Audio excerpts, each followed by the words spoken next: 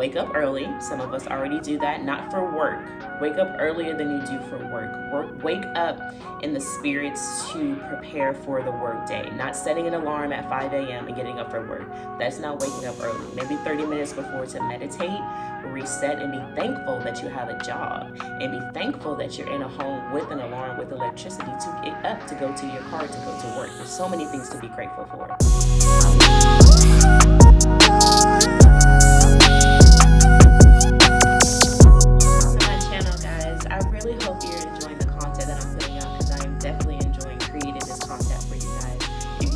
Interested in getting notifications, please hit that bell button.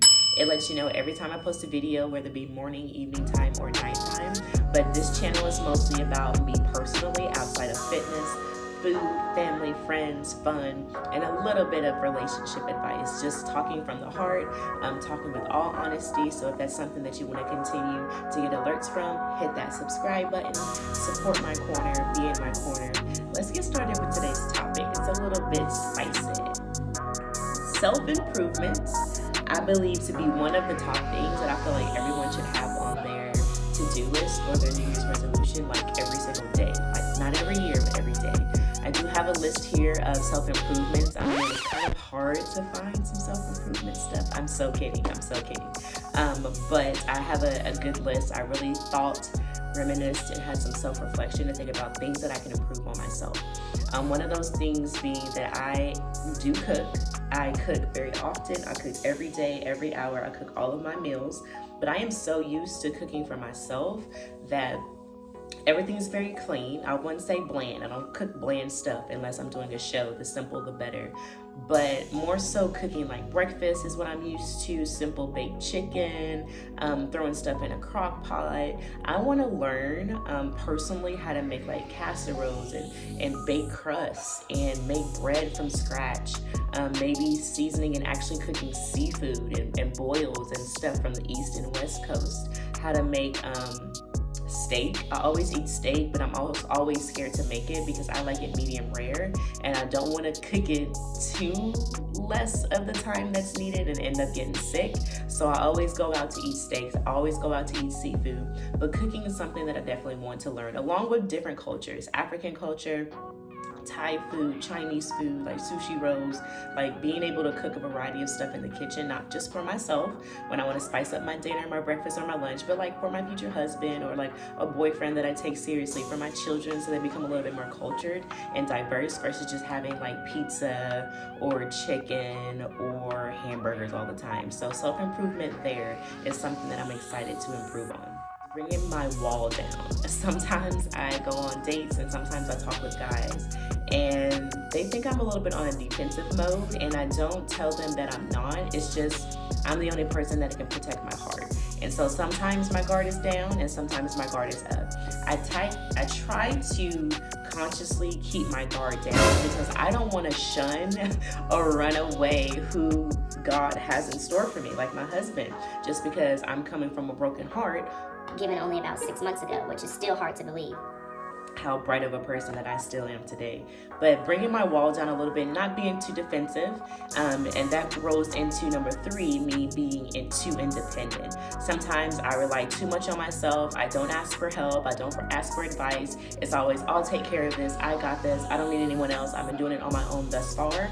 Sometimes stepping back and letting the man be the man can be as crucial in the relationship. Top of each other, you can't have the same goals in the relationship, but letting a man be the man, not be so independent. Let him change the tire instead of me. Let him look under the hood instead of me. Not saying that there's specific places that gender roles play, but allowing him to be the man that he wants to be. It's not going to be forced. It's something that a man who truly wants to be or loves a woman wants to do. He wants to be the head of the household and he wants to take the lead. So letting a man take the lead, not me being too independent, is something that I need to work on. And I've gotten a lot better, I would say. Addition, I need to mingle more. If you saw my last video, it was reasons why we don't click. And one of those being that I wanted to keep my squad small. And I have my reasons for that, but also on the business side of it, I need to mingle a little bit more. I put that on my to-do list actually this week before I made this video, to attend a group exercise class, go to one of my exercise classes that I teach, teaching from a different instructor, going out to different bars, going to social events such as expos and fairs. I went to a bar and it was more all realtors and people in construction, and I went anyway, even though I'm in the fitness field. But everyone has a connection to someone, and that person has a wife who may want to get fit, or that person has a wife who has a friend who wants to lose weight. So there's always different avenues that I can introduce myself to mingle more. Mingle more on the business side, not relationship or friend side, but more a business relationship for my career, because that's one of the top things that I'm very focused on. I gave myself a 3-year minimum to lay everything out, my foundation for my business, and I'm going to skyrocket or begin putting the fuel in the rocket by the age of 30. So I'm on there. So mingle more, Chanel. Get on out there. You got this. Increase my work ethic before you guys say anything. Some of you guys say I am the hardest working woman of a single owned business you have ever met. And that is true. But don't give me all my props. There are days where I do absolutely nothing, and then I sit and complain about why isn't this or why isn't that. Well, sometimes I need to fill my time and my space to be a little bit more proactive. So actually, I bought a huge calendar that I'm actually going to fill out today. It's probably as big as this screen that you see. And I'm going to write down everything that I need to do today, tomorrow, next week, and the weeks following. So I'll be month-to-month basis of tasks to do. And I wanted to do a calendar instead of like notes or the calendar on my phone, because I actually have a dry erase marker and I can exit out, which makes in my head like, yes, you completed another task. It's time to take on another challenge the next day. So I need to be a little bit more proactive in my time. I need to write a list of what I want to do in the order of most importance to the least importance, and not complain so much about things not being done when I'm not taking the time to get them done. So being more proactive with my time. I know you guys see the forefront of everything, but in the back front, I feel like I could have been maybe a little bit further if I wouldn't have taken so many days off. Because believe it or not, guys, working from home 24/7, even before COVID, it's comfortable. Like, my bed's right over there. The TV's right here. It's very easy to get distracted. It's very easy to sleep all day and do nothing. But that is why another reason, getting up early is what I do. I started that practice probably like 3-ish years ago, and it keeps me boosted. It makes me find my purpose in every single day. So get up early. That's just an extra tip I'm gonna throw at you guys. This is for the sake of my friends and family. I need to remember birthdays. I really suck at birthdays. I know I'm not the only one. And I want to do this because as I get older, I become a little bit more in tune with life, with death, with love, and with laughter, and just surrounding myself in positive energy and spirits to boost my mood and my attitude and just live life to the fullest. So I feel like celebrating the one thing that people get to keep for themselves, the day that they were born, is amazing to me. And I'm not saying remember all thousands of birthdays of the people that I do come in contact with, but just like maybe like a list or putting in my calendar that is reoccurring every single year in my phone to help me throw them a nice little birthday shout out. Like, hey, happy birthday, Vanessa. Hey, happy birthday, Des. You know, little stuff like that. Versus right now, Facebook is on top of that. Facebook definitely tells me when it's my friends' birthdays, even when it's people that I'm no longer with or that I no longer talk to. So self-improvement, just to show my self-love for those around me and those in my life, is to remember birthdays. I don't know if that's a self-improvement tip or not, but I threw that in there anyway. My spirituality, I fell off when my grandmother died. Again, in a previous video, I talked about that. And I was very, very, very spiritual. I was more religious than spiritual, I would say. But I'm more spiritual than I am now. I haven't been to church in probably about 2 years. Not because I don't want to, but because an excuse. My job prevented me. I go on Sundays. I could have easily gone on any other day, but Sundays are just my biggest day. Again, excuses. I could go, but I just didn't make it a top priority.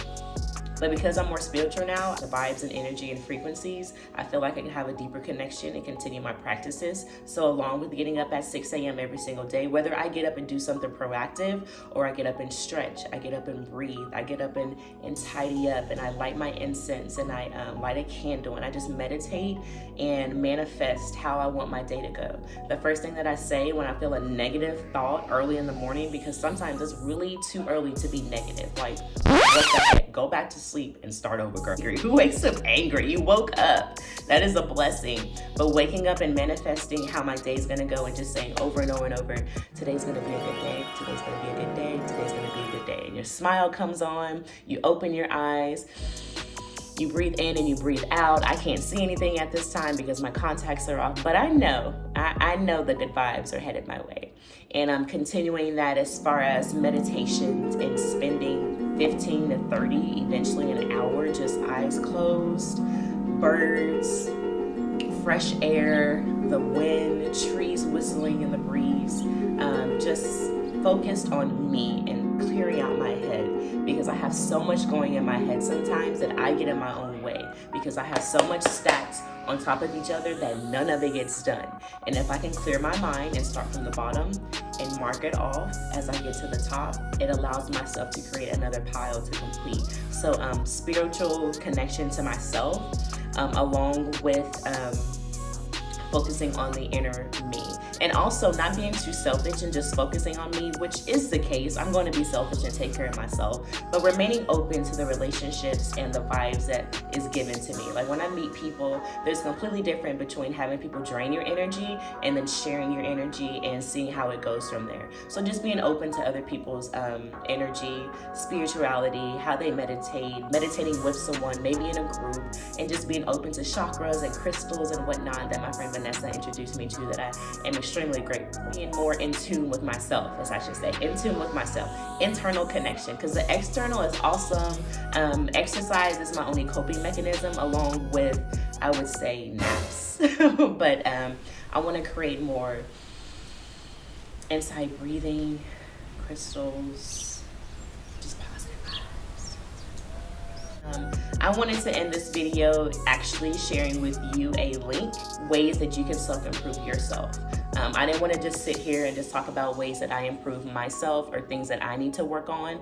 After you watch this video, I'm sure you're kind of figuring it and thinking, what ways can I, use to improve myself? No one's perfect. Everyone has something that they need to work on, whether it be mental, physical, financial, spiritual, whatever it may be. There's always room for improvement. So the link is in the description box.